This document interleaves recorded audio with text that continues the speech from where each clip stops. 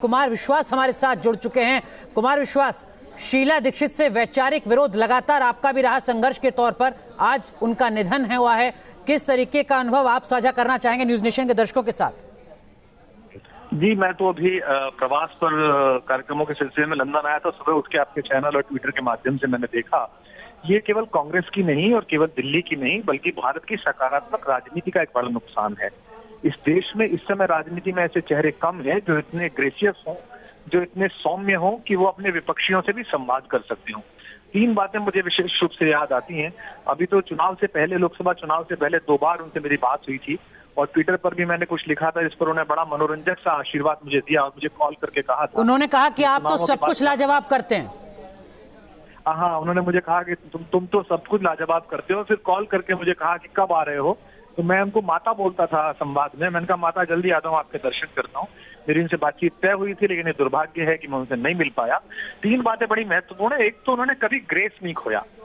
हमने उनसे राजनीतिक रूप से, वैचारिक रूप से असहमति रखी, उनके खिलाफ चुनाव लड़ा और युवता के उत्साह में हमारे कार्यकर्ताओं ने, हमारे नेता ने, हम सब लोगों ने कई बातें ऐसी कही जो योग्य अयोग्य हो सकती थी, लेकिन शीला जी ने अपना ग्रेस कभी नहीं खोया। दूसरी महत्वपूर्ण बात है कि केंद्र में कई बार विपरीत सरकारें रही। अटल जी की सरकार रही जो उनकी पार्टी के खिलाफ सरकार थी, लेकिन दिल्ली के हित के लिए वो किसी से भी मिलती थी, किसी से भी संवाद करती थी और कभी भी केंद्र राज्य का बहाना उन्होंने आगे नहीं आने दिया, दिल्ली के विकास की गति को रुकने नहीं दिया।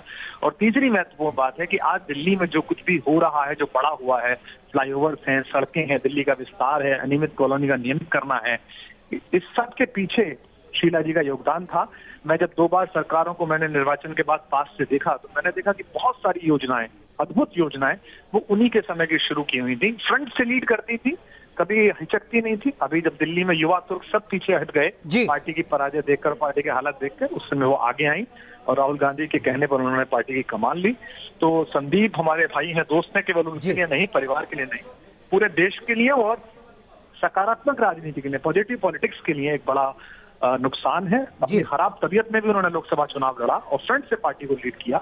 उन्हें देश और दिल्ली सदा एक बेहतरीन नेता, एक बेहतरीन प्रशासक और एक बड़े मृदुभाषी व्यक्तित्व के रूप में याद रखें। बिल्कुल, तो दिल्ली नहीं, देश ने एक बेहतर नेता को खो दिया। बहुत बहुत शुक्रिया कुमार विश्वास न्यूज नेशन के साथ जुड़ने के लिए और अपने अनुभव को साझा करने के लिए।